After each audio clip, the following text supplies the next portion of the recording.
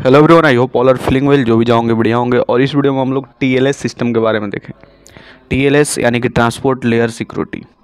TLS एक cryptographic protocol है जिसे इंटरनेट जैसे कंप्यूटर नेटवर्क पर संचारित सुरक्षा प्रदान करने के लिए डिज़ाइन किया गया। प्रोटोकॉल का व्यापक रूप से email, instant messaging, voice over IP जैसे अनुप्रयोगों में उपयोग किया जाता है। जैसे HTTPS को सुरक्षित करने में इसका उपयोग सबसे अधिक सार्वजनिक रूप से दिखाई देता है।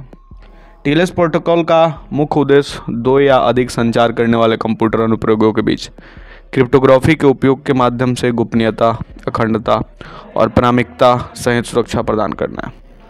जैसा कि प्रमाण पत्रों का उपयोग है, यह प्रोजेक्टेशन लेयर में चलता है और खुद दो परतों से बना होता है। टीएलएस रिकॉर्ड और टीएलएस हैंडशेक प्रोटोकॉल होता है।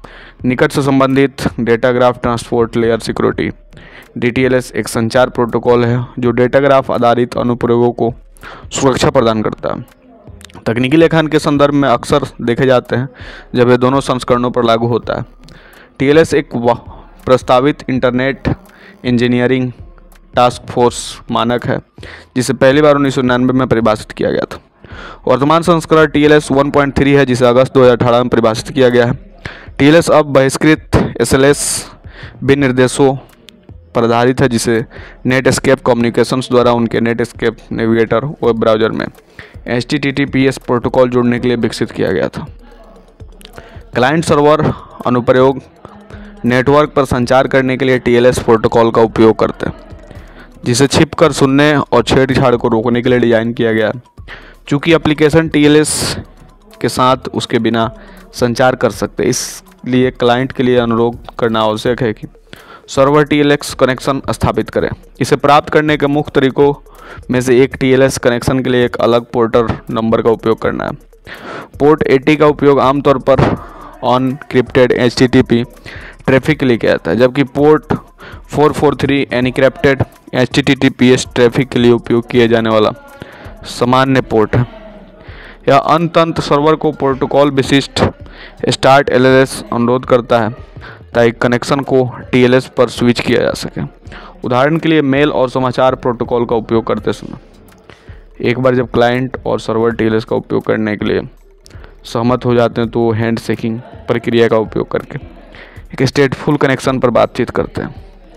प्रोटोकॉल न केवल सिफर स्ट्रिंग्स स्थापित करने के लिए असीमित सिफर के लिए हैंडशेक का उपयोग करते हैं, बल्कि एक सत्र विशिष्ट साझा कुंजी की भी स्थापित करते हैं जिसे एक साथ सम्मानित सिफर का उपयोग करके आगे संचार एनक्रिप्टेड किया जा सके। इस हैंडशेक के दौरान क्लाइंट और सर्वर कनेक्शन की सुरक्षा स्थापित करने के लिए उपयोग किए जाने वाले विभिन्न मापदंडों पर सहमत होते हैं।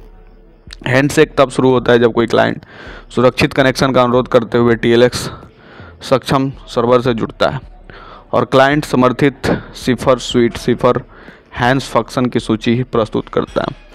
इस सूची से सर्वर एक सिफर और हैंड्स फंक्शन चुनता है जिससे वो समर्थन भी करता है तथा क्लाइंट को निर्णय की सूचना देता है। सर्वर आमतौर पर डिजिटल प्रमाण पत्र के रूप में पहचान प्रदान करता है। प्रमाण पत्र में सर्वर का नाम, विश्वसनीय प्रमाण पत्र प्राधिकरण CA जो प्रमाण पत्र की प्रामाणिकता को गारंटी देता है, और सर्वर की सार्वजनिक एन्क्रिप्शन कुंजी शामिल होती है। आगे बढ़ने से पहले ग्राहक प्रमाण पत्र की वैधता की पुष्टि करता है।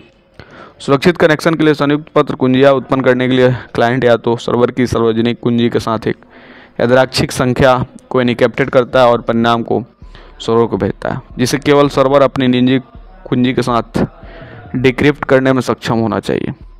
फिर दोनों पक्ष सत्र के दौरान डेटा के बाद के एनक्रिप्शन और डिस्क्रिप्शन के लिए एक अद्वितीय सत्र कुंजी उत्पन्न करने के यादृच्छिक संख्या का उपयोग करते हैं।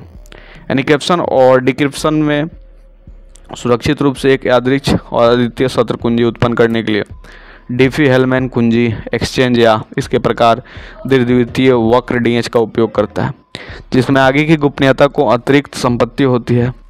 यदि भविष्य में सर्वर की निजी कुंजी का खुलासा किया जाता है तो इसका उपयोग वर्तमान सत्र को डिक्रिप्ट करने के लिए नहीं किया जा सकता, भले ही सत्र को किसी तीसरे पक्ष द्वारा रोका और रिकॉर्ड किया गया हो।